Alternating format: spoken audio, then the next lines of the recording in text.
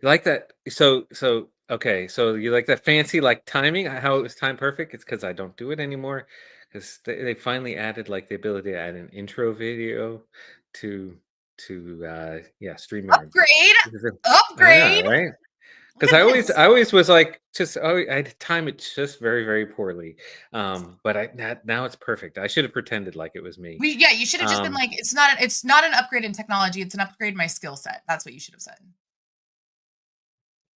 All right. Good to see you, Erin. So, thank you, folks, for joining us for this episode of DevRelish. Those of you who have not joined before, we are a monthly show about working in developer relations. And the ish is kind of like, well, I mean, there's a lot of DevRel related jobs that aren't necessarily like developer advocate, developer evangelist.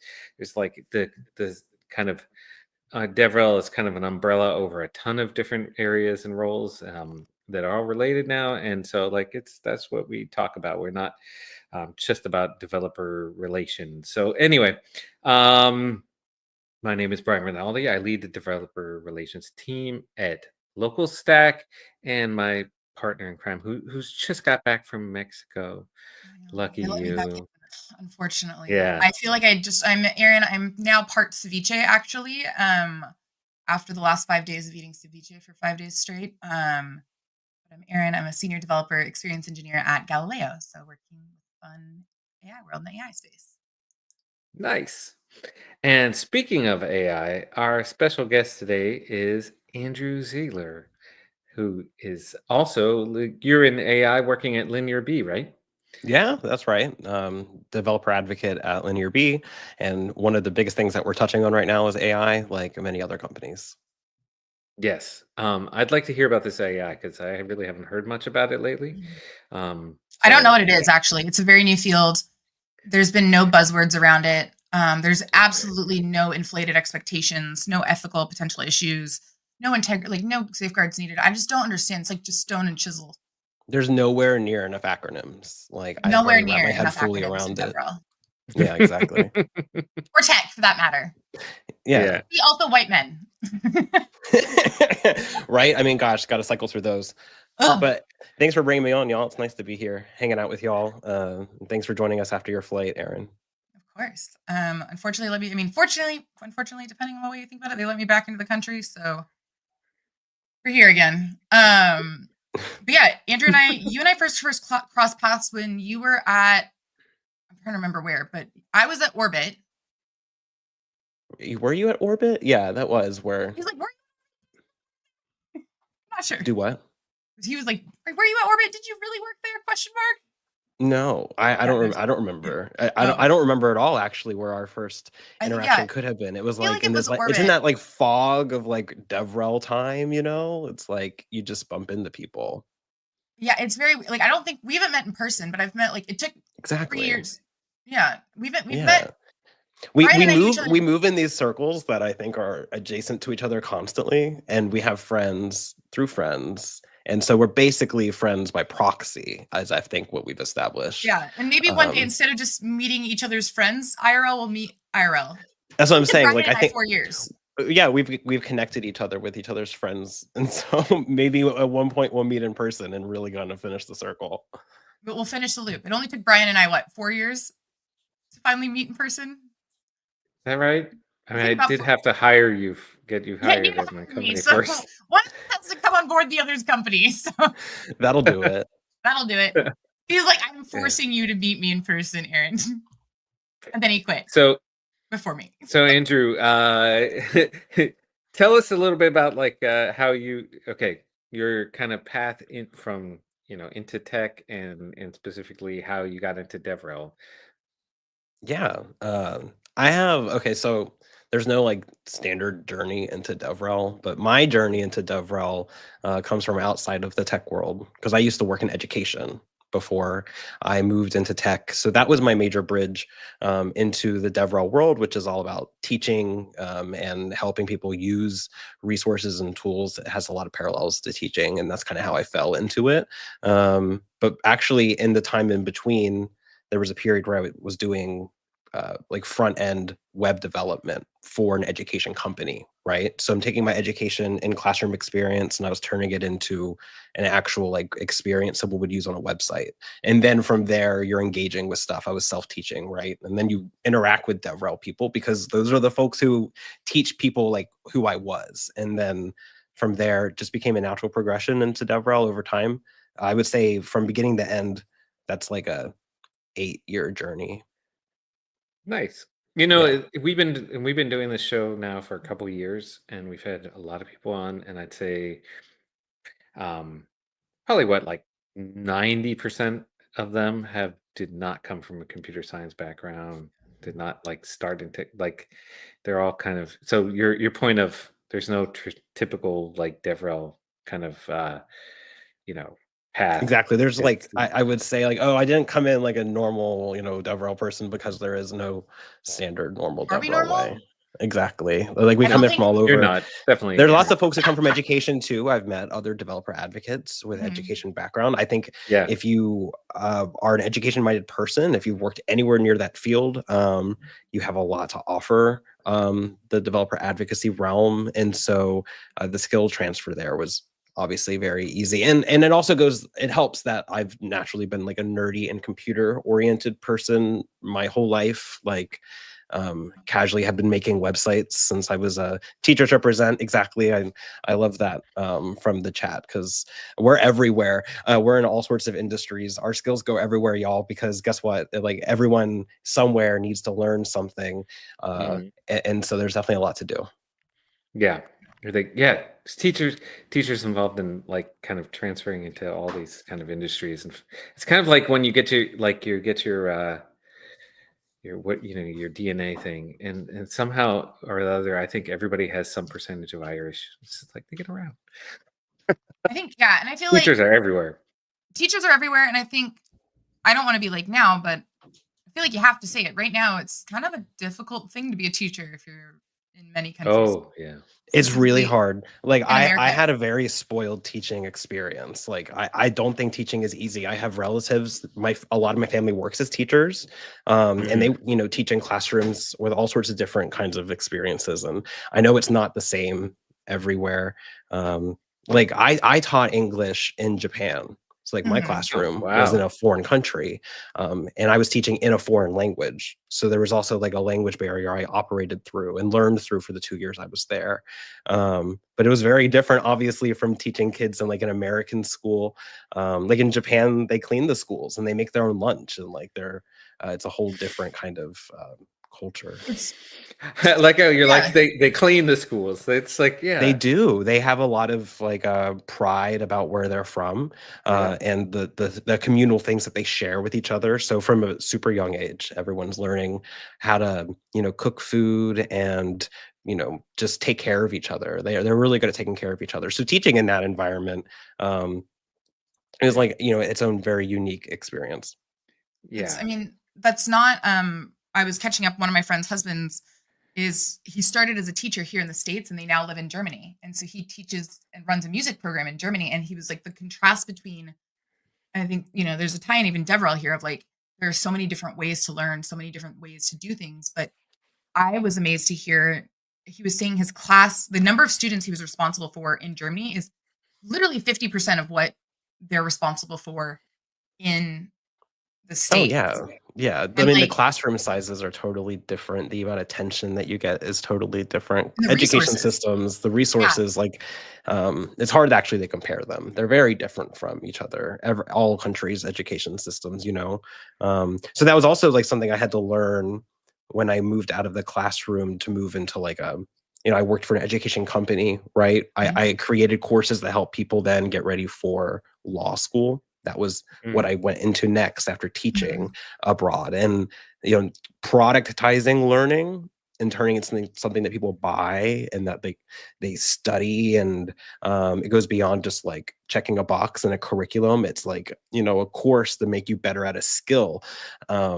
Solving those problems was really interesting and different also from the whole cultural differences of where you teach in classrooms. So where did you end up like in your first DevRel role? What was tell us about that? Yeah, so after I had been working at an education company like that and creating those learning experiences, um I joined my first DevRel job was at Mattermost, which is open source messaging, critical communication for software development teams, for like mission critical teams at places. Like this is the kind of chat software that you use when you can't use Slack, right? So Mhm. it has a lot of like high security use cases and stuff like that. So when I joined though Mattermost, it was very much like a PLG kind of adoption motion. It was very focused on growing an open source community with technical resources about how to build and maybe using it like how a dev team would use a Discord server or like a little Slack server. They would just use the maintain a GitHub repo, right? So that was the persona, and I joined their team to create content for that persona because I had previously been doing like the educational resource building for an education company. And so there was kind of like a one-to-one transfer for what I would need to do as a DevRel. So like I was looking for DevRel roles focused on teaching like Mhm. a developer audience how to use a tool or how to, like how to use JavaScript and things like that. That was kind of how I jumped into DevRel. Nice. I And think so, go ahead, Aaron. I was gonna say, I think for at least for me, and I can't say I've not taught anything beyond younger than freshman in college formally. I've only done freshman in college up. It intimidates me a little bit. I will fully admit, like I feel like I might get beat up by a 14-year-old. Anywho, but I think there's a natural curiosity that you get as a teacher in some ways, and I think DevRel is really friendly towards that. We're also seeing a shift of DevRel titles. We're seeing more developer educators than ever before. Like instead of seeing Oh, DevRel, you so see many developer educators, so many learning and development. learning and Um, development. Um, anyone working in those fields, I love what y'all do. I love the explosion of that field. mhm. I would feel at home doing that kind of stuff too. I just like also like living in a more technical world. I like where it leans more into developer engineering, kind of like what you do, Yeah, Erin, right? Like because I like teaching and enabling that technical audience, right? I find that deeply fun. that's Yeah. yeah. I think that's definitely where I lean. Like I enjoy the more technical side of it because it's like constant puzzling. Yeah, puzzling and then communicating about the puzzle Yeah, is one thing. It's one thing to have the engineering chops to solve the problem. It's another thing to be able to convey it in simple and engaging enough terms for other folks to learn and replicate from. And that level of teaching is highly specialized, right? Being a technical instructor is very specialized. And I find that to be very fun to do.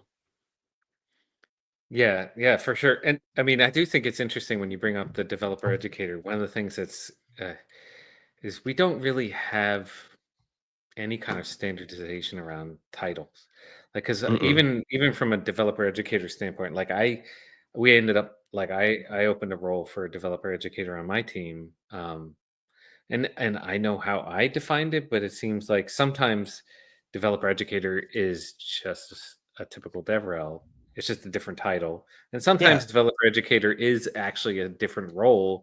mhm. Like on my team, it's more focused on like docs and written like long form tutorials and things like that, as opposed to like being it's not a role that's really geared towards like speaking at conferences and things like that. It's a little more like creating technical like tools that whether it's documentation or tutorials or demos like or sorry like repos like examples um to like help people learn. But that's really, I mean, Mhm. I think other teams it's different. It's always hard with deferral title. That's been part of the ish. It's like deferral titles are a mess, to be honest. But Yeah, I they're a mean, I mess. think all titles like that are a mess. Yeah, It depends, right? it's so they're all a mess, and I love what Sarah put here is I whether you never know where to think of myself as several working in documentations. It's like yes, all titles are a mess, and I think there's Mhm. always going to be that one person who's like title doesn't matter, and they will always talk you down in an interview. And I will say the one time I didn't push for a title change on an interview, I regretted it because, and even going into this job, I was very insistent that they gave me engineer in my title because that's it. There are people who look at DevRel, and I mean, we have a whole freaking show for nearly 3 years on what is this damn job and this, but we've been questioning it forever. And if we don't give ourselves a title that represents what we do in a way or what we want to be perceived as, it often can get misconstrued. So like I feel like unfortunately we've all read the job postings of like, this is a DevRel job, but you actually are making 16 social posts a day, or this is a DevRel job. And I think for me, like my quote unquote part that I love most about it is how do we take the feedback, the education, et cetera, and actually translate it into product. Like I like that technical, like the experience side of it. The what makes a good SDK, what makes a good onboarding part of it. Right. Yeah. I mean, I've seen I've seen some of the roles get even more specialized. Like now, like, oh, we're just hiring a DevRel. Like and it has a developer, developer relations, developer advocate, whatever. But then when you read the description, it's like, oh, you're just doing YouTube videos. Like that's it. That's the only thing we want is YouTube videos. And Which is a things like form that. of DevRel. I mean, I It guess is that's kind of, definitely. I think ultimately it comes down to understanding where the role lives within the organization. Because DevRel, as we have discovered, can live really in any org. It could live in a product org. It could live in engineering. It could live in marketing. It could live really in any place. The only place maybe it couldn't live is in like finance, but I'm sure someone will find a way, right? So, and going back to what was said in the chat, like, DevRel and I just do this. I just write documentation. I just make YouTube videos. But the ultimate truth of the matter is that we can do all of those things because we're universally useful. It's about like harnessing that and being able to focus that on what you're really good at, that turns into your superpower. So that whether that's like maybe upfront understanding, does this live in a product org? Does this live in a marketing org? Helps you navigate what they really mean when they say DevRel. We wear a lot of hats. I did a post recently that was like just giving my broad opinions on all kinds of things DevRel, and one of them was about which org should it live in. And I mean in my experience, I worked briefly in product org. It was like even in engineering really. I worked in marketing. I've worked in like office of the CTO, which was kind of like the middle ground. And most often it's ended up in marketing. But my like kind of like broad opinion was it doesn't really matter. It really matters that you have like a champion in the company and you have people who understand like what DevRel is about. Because in each of these kind of groups, you get pulled in different directions. Marketing, it's like, well, we need leads, and you guys are not giving us leads. And then products, it's like, oh, we need more hands Alignment. like working on like contributing to like actual like the product code, and you're not doing that either. So ultimately, like, it doesn't really matter. It just kind of affects which way you're pulled.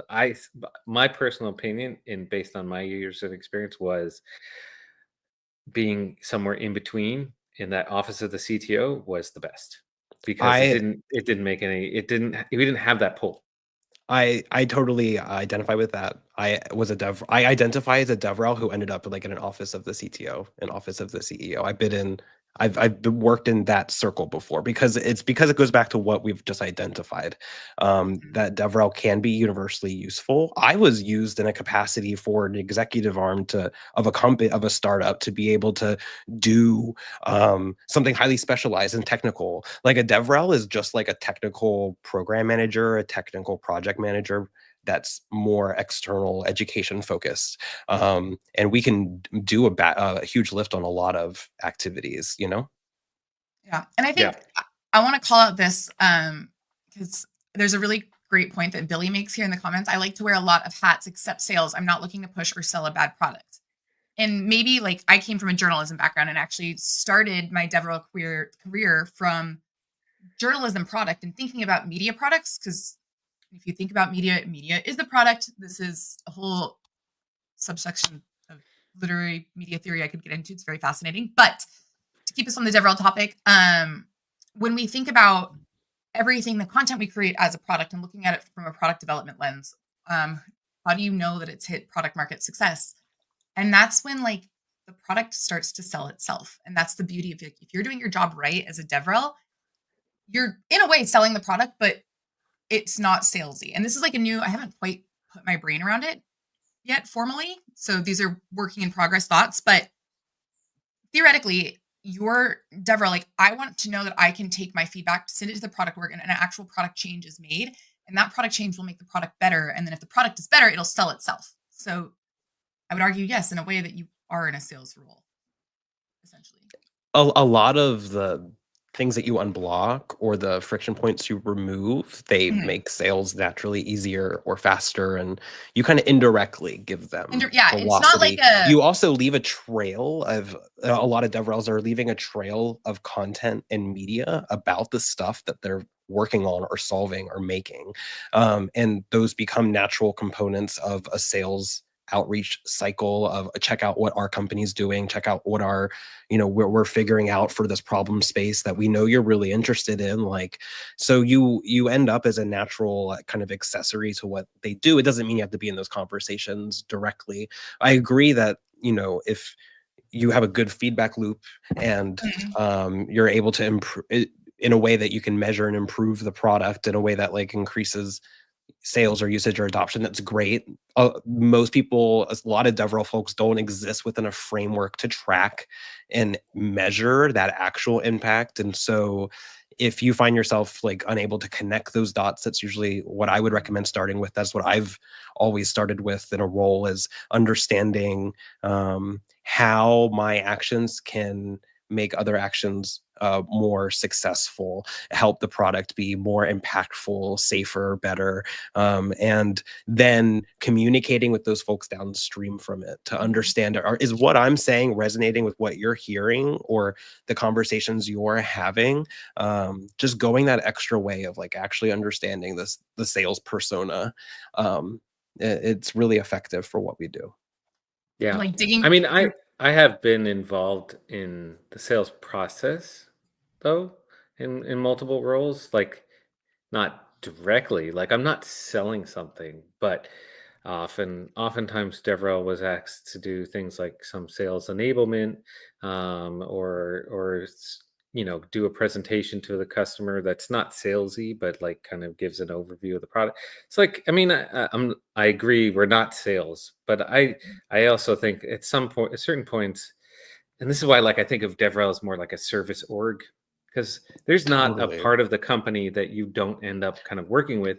Oftentimes you don't own the end result, like, which is like, I will give the presentation at a conference and I'll work the booth and whatever, but I don't Exactly. That's own the so lead, real. the goal. Yeah, exactly. The goals of like the leads that we're generating from that event are owned by, those are owned by marketing or whatever, right? And the sales like will be involved in like sales enablement, but that's owned by PMM, and will be, so like all of these things, it's like you're just kind of supporting all these different things, and as long as you're giving them what they need to be successful, you're doing your job. Exactly. It's So about helping those, reducing the points between all of those problems. Like as a DevRel, you're often just like a human bridge everywhere. And any capacity that I've worked at in DevRel, and I'm sure both of you also identify this, no matter how firmly you sit within one org, you always naturally gravitate to the border of some other organization, whether that's your marketing team and then the engineering team or the product team. Maybe it's all three of them. And so we exist on those natural points. So by definition, we become the best through points for information and tasks and collaboration to flow between those two teams. So if you find yourself as a DevRel person who sits kind of at a fulcrum or like works as a bridge, make sure that you stay aligned with where you bridge to as well. Maybe join their meetings if you don't already. Maybe it's like not the team you report to, but it probably helps for you to be in the loop with things that they work on. It makes your impact stronger. And I think my very exciting reading this weekend, yes, I'm reading philosophy books on the plane. Don't judge, but I read this really great book. It's literally called Does Writing Have a Future? And I'll drop the name of it in the chat. And it's kind of an expansion of, I don't know if either of you read The Art in the Age of Mechanical Reproduction, which was written at the time of the invention of the camera. And in this, they argued, oh my goodness, art is dead because these photographers, they don't make art, machines are making art. And this book is like actually was written in the 80s, translated to English in the 80s. And one of the things that it really nails in is like, what if we quit calling it writing and rather calling it storytelling? And I think the thing that was like super resonating with me is like throughout all of these, technology shifts, we've YouTube, pivot to video, and we had YouTube, and we had, back in the day it was IRC, and my first code was written in MySpace. So like it now becomes, instead of writing, and I think instead of thinking about the output, what if we switch this again, new DevRel thoughts here, to storytelling, like internally and externally. Like I'm like, how, because essentially all we're doing is advocating and telling stories internally. It is storytelling at the end of the day. I mean, like that's how you teach people, is through stories. Yeah. And it's like the means are different. Sometimes it might be product feedback and being like, hey, there's a use case. Yeah, a use case. A use case. But even like telling someone's pain, that's where it's like I find myself buddying up with product, or even sales. Even I'm like, sales can't close deals because remember that time that I told you this was going to be fixed 3 months ago and you never fixed it? It's those stories. Yeah, I mean, it's those stories. It's just like those are the classic, human condition problems. Human interaction things, and all of it always boils down to stories. Their story versus your story, their perspective on yours. A use case is a story. A pain point is a story. A product is a story, and so it's about helping people understand how to tell those stories and how to understand them. That's kind of like where we fit. So we are very much like it's like a storytelling role. If you were to break it down to like its most core part, a storytelling engineer. Exactly. In the comments, I love that. That is I would effectively, if I saw this on a job description for our job, I wouldn't even bat an eye at it.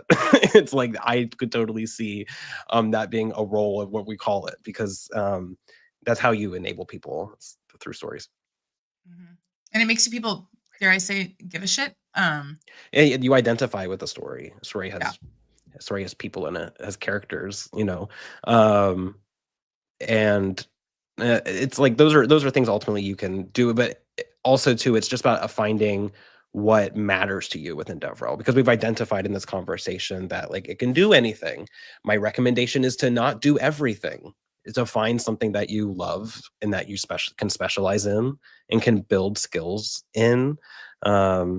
Like I now in my capacity in DevRel, like I host a podcast like this. I speak with industry guests every week. I mean, I speak with them more frequently than a week because we film weeks ahead, right? And so every week I'm sitting down with one or two, usually a C-suite person, at a company, at a startup, talking about something that they're building that's changing the world. And sometimes it's a big company, sometimes it's a small company, and then you just learn so much about their problem space and what drives them. But then you also get to see patterns between all of these teams and how they work and the people who operate within them.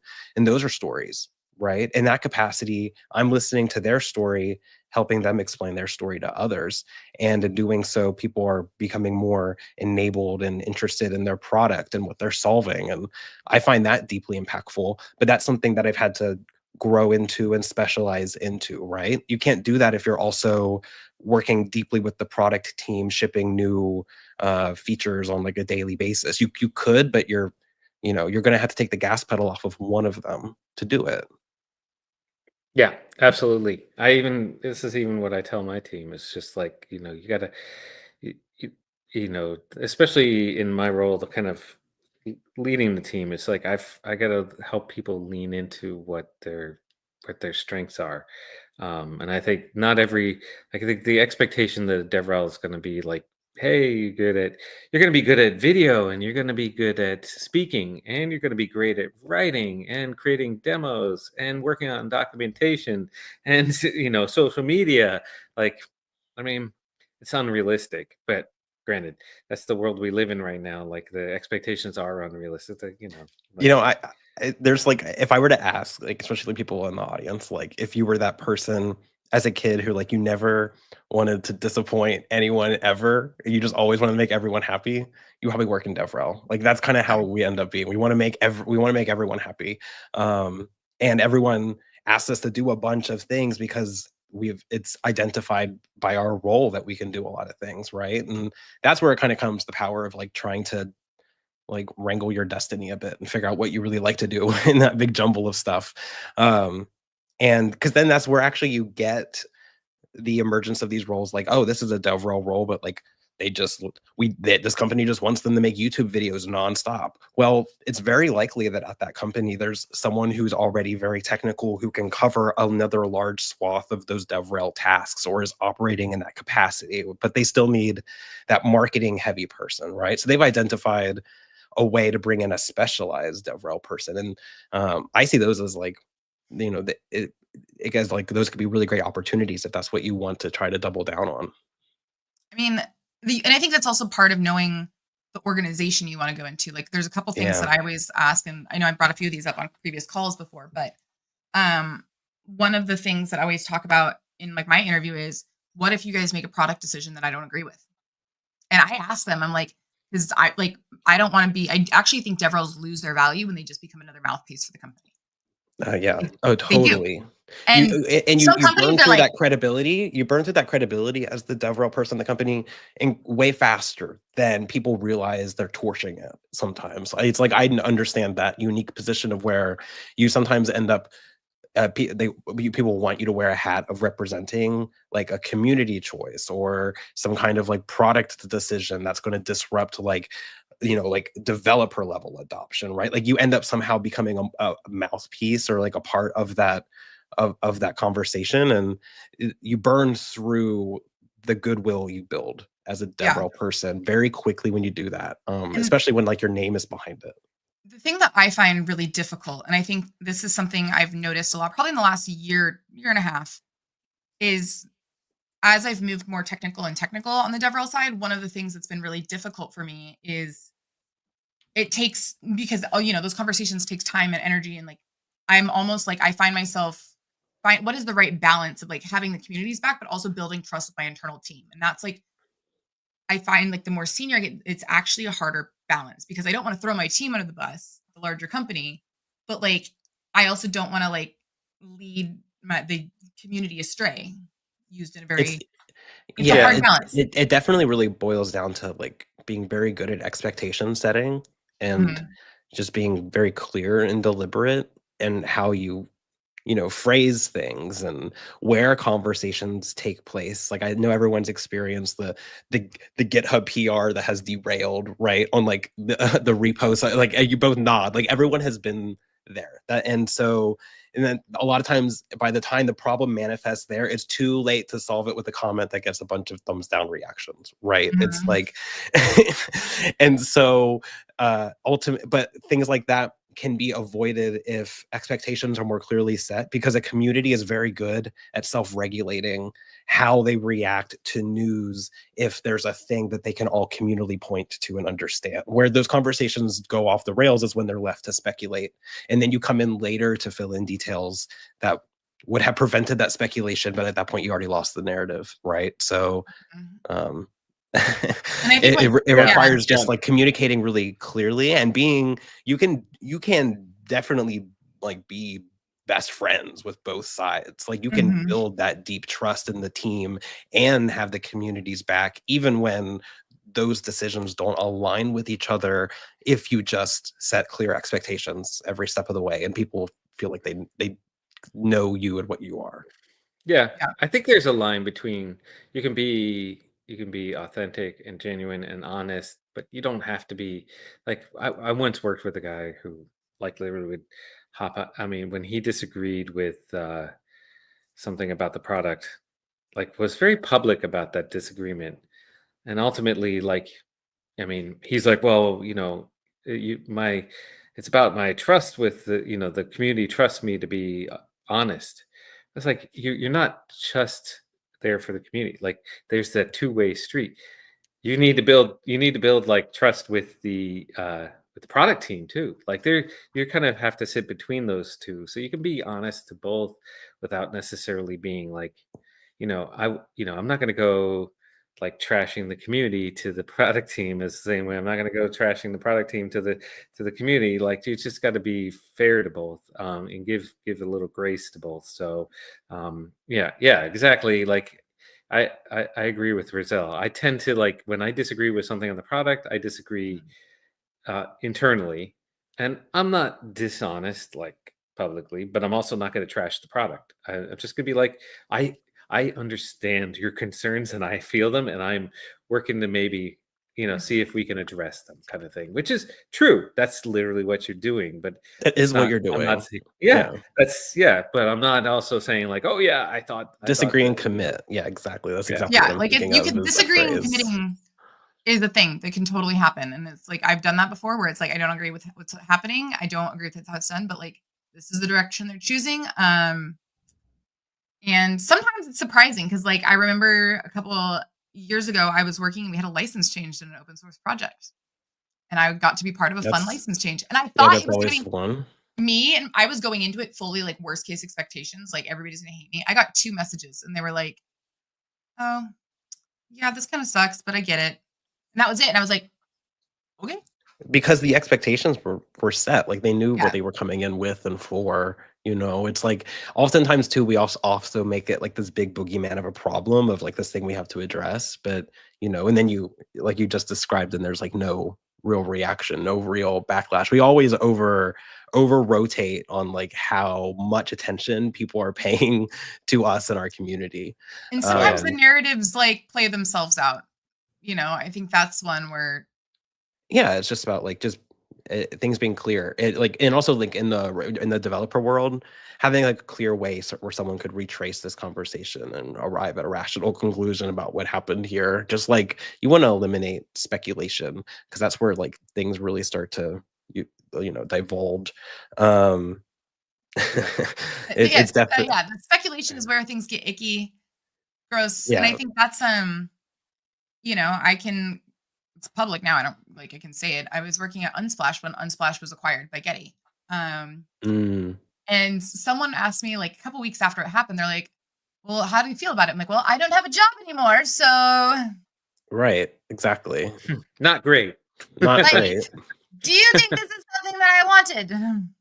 But like I'm also very glad, like in that way, or even like when Orbit did the first round of layoffs, I was like, again, I don't have a job anymore. So what do you think about this decision? Like Right. there's times I've been able to like, and there's that whole thing, like there's that whole like, sometimes it's what you do, not what people say, but it's in doing good work. I mean, I'm very fortunate that after both of those roles, the work that I had done stood on its, and the relationships that I had built stood on their own legs. I think people get very concerned. They're like, "Oh, you're only talking to me because you're at this company," and I'm like, "No, I'm talking to you because you have really cool ideas and you have cool problems. Or you're just a cool person." And I think in DevRel, it's really important to like make sure that you're building those authentic relationships. Like I think we've had this conversation. It comes up probably once a Oh, DevRel it's so important. about social media and like the role of social media in the DevRel career. And I'm like, yes, it's important, but I was like, it's just continue down the media theory thing. In the words of Marshall McLuhan, like medium is the message. Yeah, but LinkedIn is the message. Exactly. Yeah, LinkedIn is the message. Like It is. Well, that also goes back to, medium is the message being how we think about our output, because our output changes based upon where it is that we're speaking or delivering it or what we're doing. We can write those articles, we can make those videos, we can come on these podcasts, we can give those conference talks, right? Those are all different formats, oftentimes of the same core message. It's like you get really good at figuring out what's my core story that I'm telling right now for my company, my product, what we're building. And then it takes a bunch of different forms depending on where you post it. And LinkedIn and social media, that kind of stuff is really important. Folks definitely need to be building their network. I think in DevRel, we have this incredible uniqueness in our role to kind of like, we can our power and our output is something we can effectively like pick up and just take anywhere. It belongs to us. You build your own brand with your identity, with your name attached to all of your content and the company where you work. The conferences you attend and you speak at has your headshot on it, not your company's logo. And you build an image in a way that a lot of other roles don't, unless they're like a C-suite person or they're like a major product leader. DevRel folks are building that image from the very beginning of their career. So if you stick with that and you build good workflows, good habits for networking and for making content on a regular basis, you would be shocked at like how much momentum you get after just doing it for a few months, doing it for a year, and then you can start to get really fun and strategic with it. I like to make content because I find it fun. And I know not everyone does find it fun, but for those who do, I would suggest leaning into it because it's kind of a superpower and it's not going away. Yeah, the content superpower is very real. The I think it looks different from everybody, right? Like, I'm a tinkerer. I love to figure out how things. I want to know how I things like work. failing in the open. I just like learning in the open. In the I same way I just like like learning. teaching. Like I just like nerding out about stuff for no real reason. And so tying it to a job is great. Like when I found out that DevRel was a job you could do from Billy, who's in the chat, I was like, wait, like people get paid to do this. So like once I was finally doing DevRel, I was like, you know, I just want to have fun with all the stuff I make and all the silly podcasts I come on like this one every day. We're not silly. We're serious. Wait, who's We're calling the us number one silly? podcast on pickling and developer relations, ranked on YouTube. It's official. It is official. Yeah, you said right on the we made a pedigree. intersection of critical pickle news, and don't think I'm downplaying. Actually. Yeah. Yep. No, We found our it's niche. great to get relished. No, it's I'm relishing it. I'm having a blast. Pickle party in the chat. I'm glad we haven't soured your taste. Oh God, is it It's gonna not be a- like it- this the rest of the time? even if you did, it's not a big deal. Oh, We're just All right. horseradishing around. wow. All right. With that Brian, one, you're gonna jump in on this? Yeah, No? Brian, Okay. come on. No, the You let me horseradishing go. I've had enough. Oh, Hey, man. I'm a dad, Kimchi so pot, like, I get everybody. to do Back these to the dad point. jokes, but Back to the point. We lost the point. It's 3 DevRel talking about DevRel. How could we? It's like we're trying to catch something. It's never gonna happen. So yeah.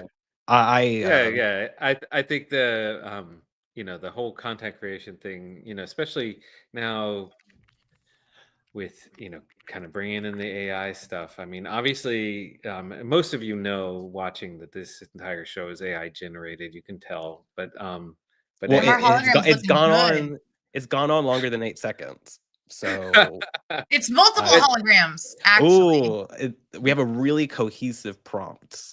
Yeah, Yeah. it's one of those multi-agent systems. Yeah, exactly.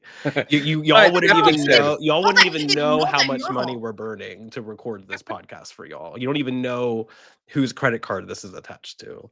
That being said, I mean, I do think like there has been a devaluing of certain types of content creation, and maybe that's why it's like video is still one of those areas where it's like, especially longer form stuff, like it's harder to kind of do with AI. Video is exploding on places like Yeah. LinkedIn. Like LinkedIn videos are up, and you see a lot of new features on LinkedIn around and with video, which is why I really encourage DevRel folks to jump in on that, because it's a new kind of growing trend in the last few years on LinkedIn, and there's a lot of opportunity there. And going back to what you were saying is like a lot of that content you can make is not easy to AI generate. You actually have a lot of turf you can hold on to there. Yeah. And I think like Go ahead. my workflow, I was going to say my workflow has actually shifted over the years to be like, I don't like to say like AI generated, but there are things that I've done to like modify to help speed up the workflow. Like I find, wow, big ADHD person here today. But one of the things that I find like I've always struggled with is, and Brian can testify to this, he's had to edit my blog posts. Sometimes I actually write 5 blog posts in one blog because I got excited about a topic and then I run down the rabbit hole. Oh, And I've now, definitely been there. Yeah, like the voice to text, I am very surprisingly, that has been a huge game changer. Voice to text has changed how I work. It Yeah. has totally. I'm right there with you. I I'm use like- voice to text on so many things now. So my workflow, and I need to reset up my streaming stuff to do this, but like what I've been doing previously, actually did for the last 2 blogs, is I will actually build something myself, either on a stream or just like record myself doing it. Sometimes I drop in like a Discord, whatever, but I'm just recording myself. I will record my screen, I will talk through it and just word vomit to myself. But then I take that transcript and I have like tuned a model or whatever. I have like a model that runs in Docker, and I have the same blog post template I have used for years that I stole from the journalism world. Thank you, journalism world. And it puts it in that blog post template, and then it gives me the Erin appendix of times I ran on. That's probably a secondary blog post that doesn't need it. And then I go back in and edit a lot of stuff in it, but it makes it so much easier. And so, like, Yeah, even just having literally, those little Roselle is workflows. highlighting the same Yeah. thing. I'm listening to you describe your workflow, and I'm like, this is my workflow. This is what Yeah. I do too. Like, I've the folks never done it this way. You've Never. I make I gotta most of my videos that have any kind of scripted component actually first by just recording me talking and figuring out what it is, and then I get the transcript of that. And either Yeah. I edit it, I have a workflow like what Erin does, depending on different outputs I want, that I'll feed it into my whole team. Our developer marketing team works this way. And you kind of build up just like quick ways to get started, because I get that draft and then I edit it heavily. I deface it with my human flaws, right? And so but it saves me a lot of time, and it helps you get out like that blog post with the voice to text. I love that workflow. I use Mac Whisper. Definitely Ooh, look into it. I'm an audio pen gal. I'm Okay, using okay. audio pen. I respect. So audio pen, I got into it when it was like very, very first, and I bought like the lifetime. It was like $100 or whatever for lifetime use. So I've been using audio pen, and then I just dropped the template that I use, and then I got hackier. So I took a bunch of my old blogs that I wrote for like Launch Darkly or for Orbit. I took all of my old ones, and I put them. I have like a Docker container, so I'm running Olama that pulls from that context of all my old blogs, so it knows like my voice and my tone.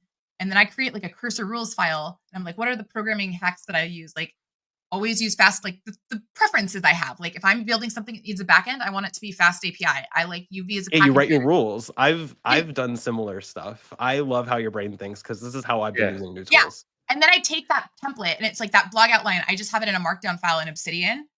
And I have like, I take it and I'm like, take the I use transcription. Obsidian. We have to stop. Wait, We have to stop. Are we the same Have you tried person? it? No. And actually, you should tag Billy if he's in the chat, because he's building the Billy. same thing in Yeah, okay, great. Nation. And so yeah, this is how folks are building.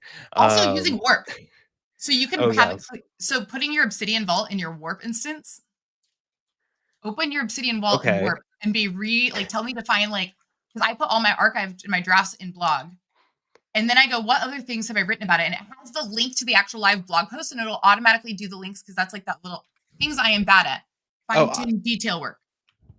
I love this. This is very much how I work. I do a lot of this in my DevRel world. I actually am a note-keeping nerd in my personal life, because I use Obsidian like for daily journaling and for notes on like everything. I'm not a physical note taker, but I take notes daily, and I have thousands of notes, and I keep that in a way. It helps me stay organized, and it helps me also, like when I want to go deep on a thought, I have a place to put it instead of it just getting lost in a jungle of Google Docs, which has been my life before.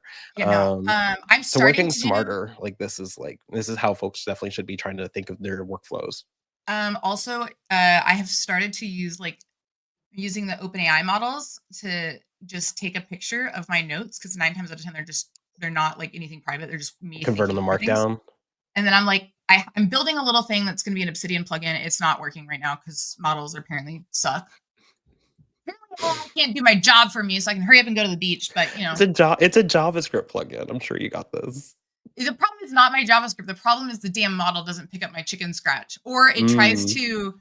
I like to decorate them with cute little. This is a heart with a cat on it. Tape stickers. And you need like an emoji appendix. It does not recognize all my doodles and my scribbles.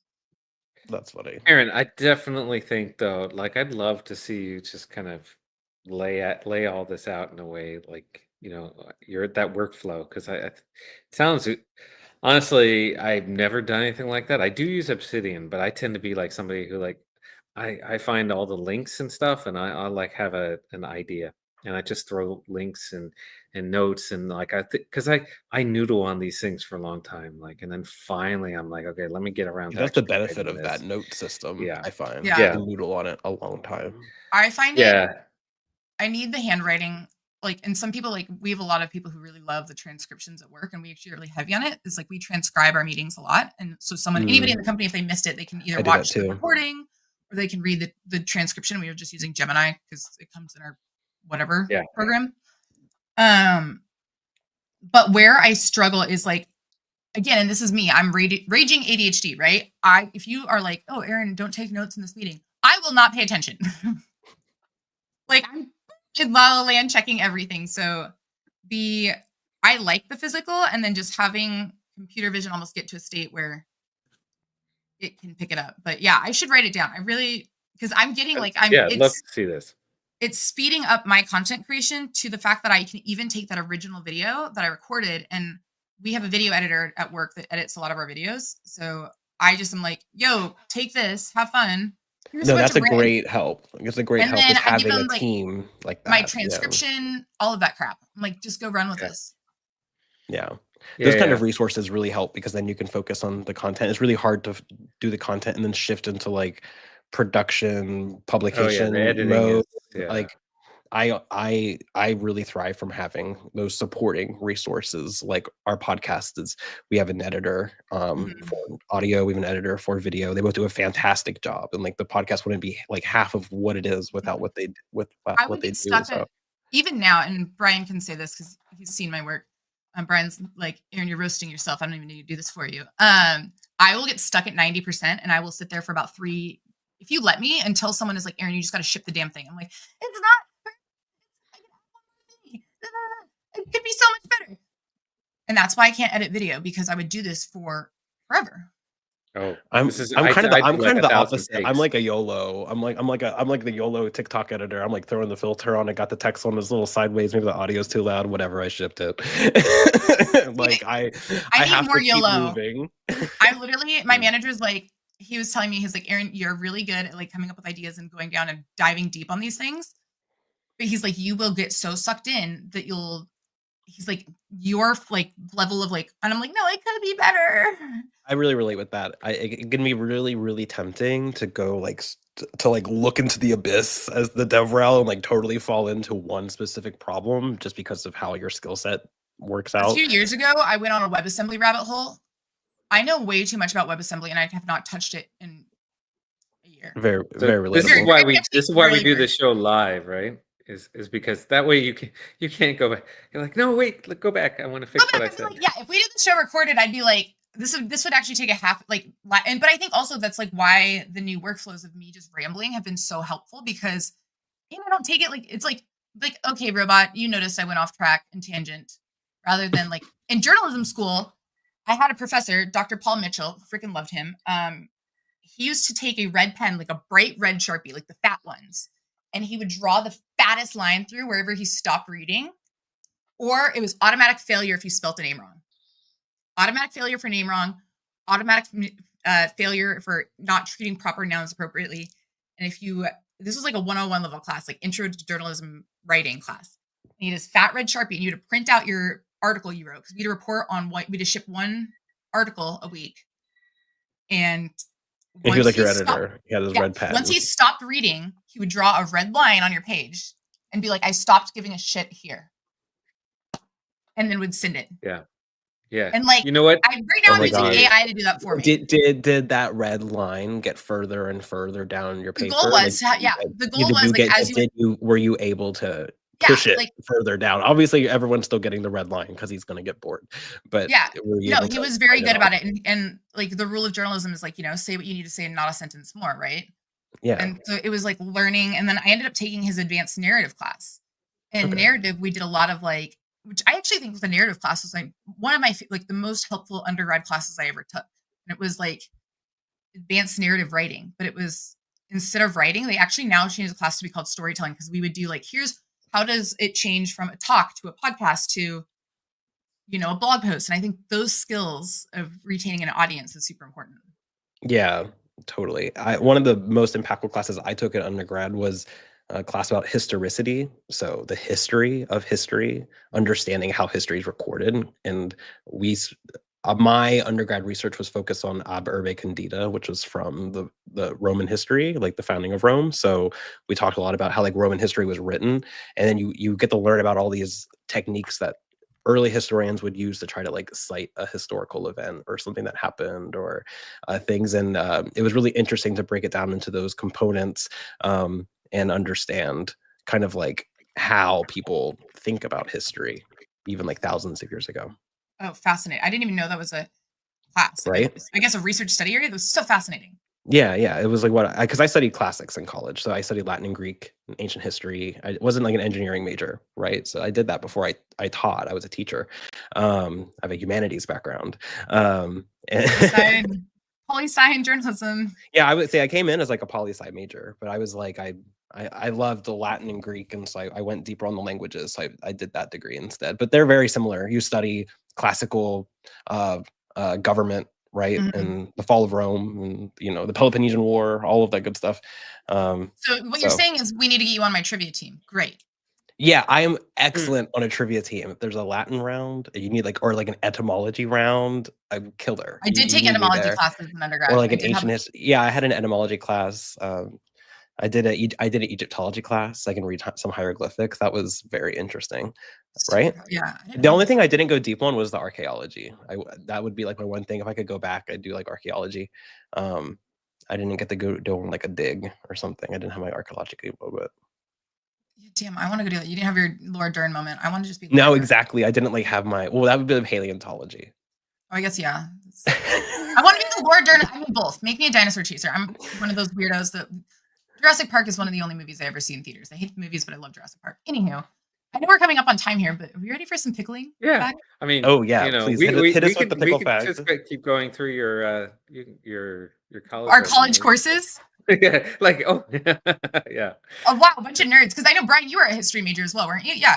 I was a history. Yeah, we love telling stories. Exactly. Oh great. See, so we're all storytelling lovers. That's why we're here.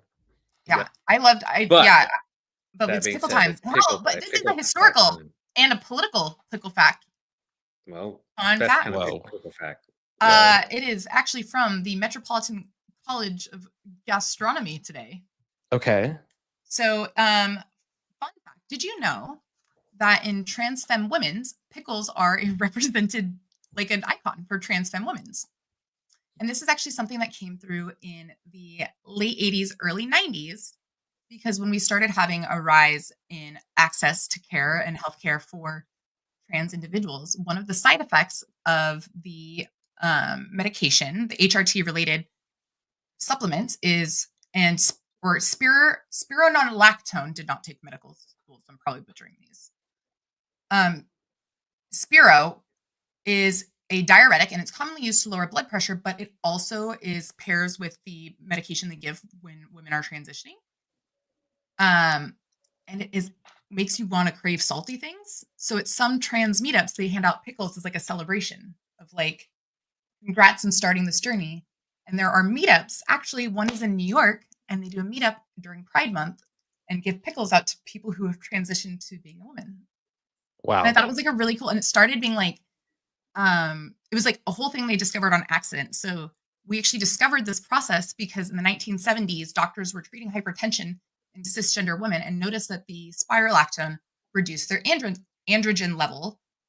And now, and literally 8 years later, it became the standard it's like the first step to becoming a standard, first step of starting the trans feminine HRT process.